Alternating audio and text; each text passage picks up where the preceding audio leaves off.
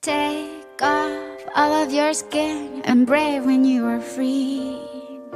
Shake off all of your sins and give them to me. Shakira se encuentra en plena promoción de su nuevo disco que está a punto de ver la luz el próximo 25 de marzo.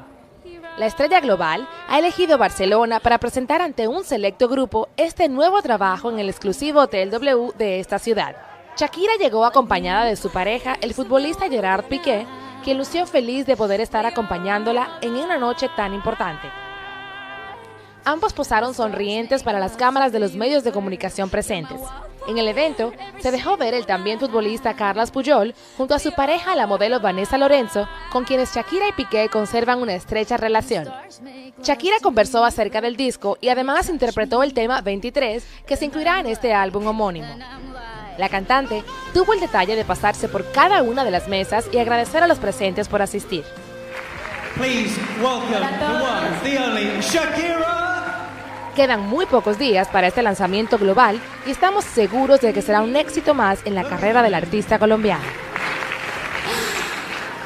Shakira, thank you so much for inviting us all to Barcelona. It's fantastic to be here. How are you feeling tonight? Very excited. Happy to see so many known faces, so many familiar faces, and to be here with my family and some friends, and to present this body of work on which I've been working during this past 2.5 years. So, you know, it is kind of nerve-wracking too, because, you know, to present to the public the result of so much work and efforts and so many sleepless nights. You know, it's always really exciting and nerve-wracking at the same time. Yeah, really. Yeah.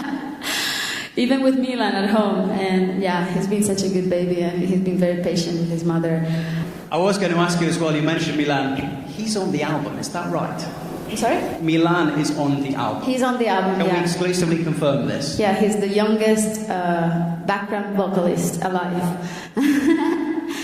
Yeah, you know, the way it happened was so organic and so meaningful, because I remember I was singing recording the last bit of the song called 23. It's a song that you might have already heard, and it's a very, very special song, very symbolic to me, and it talks about destiny. It talks about his father. And so he came to the studio, Milan came to the studio to visit me, and because he would come every afternoon and hang out, you know, with us, with the musicians, and play with the guitars and every instrument, every knob in the studio. But the moment he came in, I was at the very last bit of the song, and so I put a pair of headphones and I sat him on my lap, and as I recorded the last bit, he listened carefully, and he was just, you know, paying attention, focused on what I was doing, and then at the end he goes, and that stayed. And yeah, it was really, really emotional. Well, the whole process started 2.5 years ago. So many things happened in the middle, among which having a baby, small detail.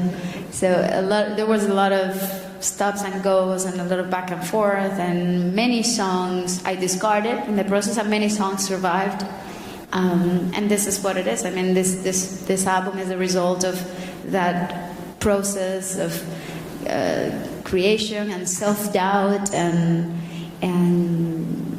experimentation, and that's why I decided to self-title it, because this is not a thematic album, it's not a conceptual album. It's an album that has many different genres and directions, and after all, it is just a reflection of who I am as an artist, as a person, with imperfections and all, and with my virtues and my defects. It's just me there on a CD. What was it like working with Riri?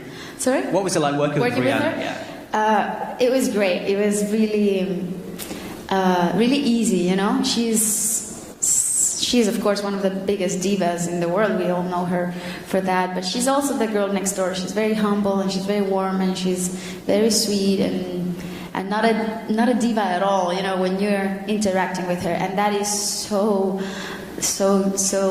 good, you know, for another colleague.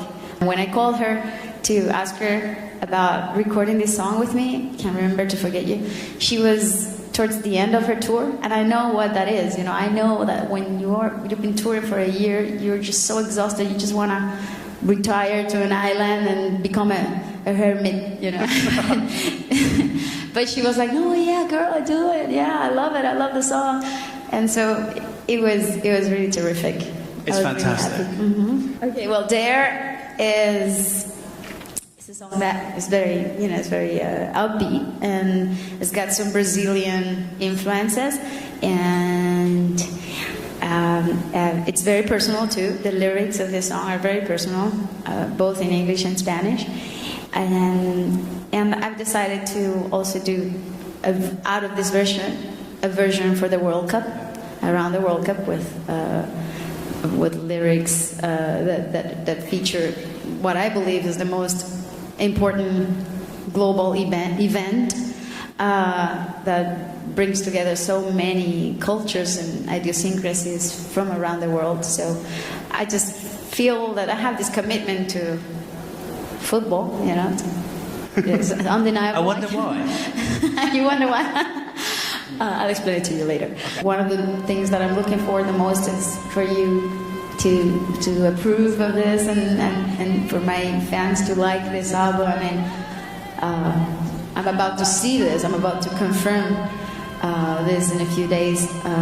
But I know that if that happens, I'm going to be the happiest woman in this world, because, yeah, I've been working really hard on this, and you never know how people are going to receive the music that you make. But I'm not the kind of artist that only writes songs for herself, you know. I'm very opinionated. I'm very I gravitate towards the others, towards the audience, and towards creating and establishing that relationship with my public that has been so key and so vital in my career and in my personal life as well. I think that deserves a round of applause. And thank you, Shakira, for leading the efforts. Thank you. So inspiring, so inspiring. Next week, the new album is finally released.